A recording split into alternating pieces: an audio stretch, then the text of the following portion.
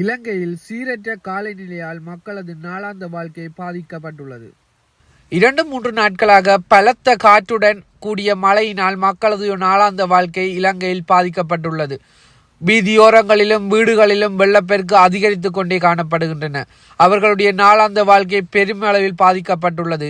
ஜாழ்ப்பாணம், வவுனியா அது மட்டுமில்லாமல் இலங்கையின் வெவ்வேறு பகுதிகளிலும் கொழும்பு, மாத்தளை போன்ற வெவ்வேறு பகுதிகளில் வெள்ளப்பெருக்கு அதிகரித்து கொண்டு வருகின்றன. அதனால் ஏற்படுகின்ற வீதி விபத்துக்களும் எண்ணுக்கடங்காதவை.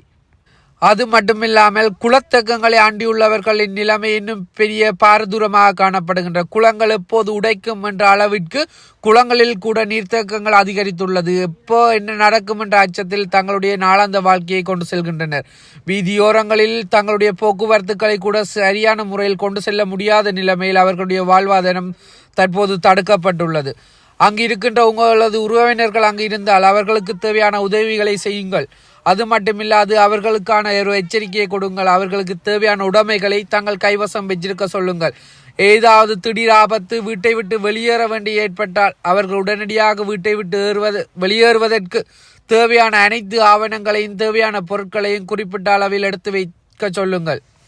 கூடியளவு குளப்பகுதிகளை அண்டியுள்ளவர்கள் மிக அவதானமாக இருங்கள். குளங்கள் உடைக்கின்ற பட்சத்தில் நீர்த்தேக்கம் நீரின் அளவு நீர்மட்டம் அதிகரிக்கின்ற போது வீடுகளில் பாரியளவு பெரிய தாக்கத்தை உண்டு பண்ணும். எனவே உங்களது வாழ்வாதாரத்தை பாதுகாத்துக் கொள்வதற்காகவும் உங்களது உறவினர்களை பாதுகாத்துக் கொள்வதற்காகவும் அவர்களுக்கு இந்த தகவலை பகிர்ந்து கொள்ளுங்கள்.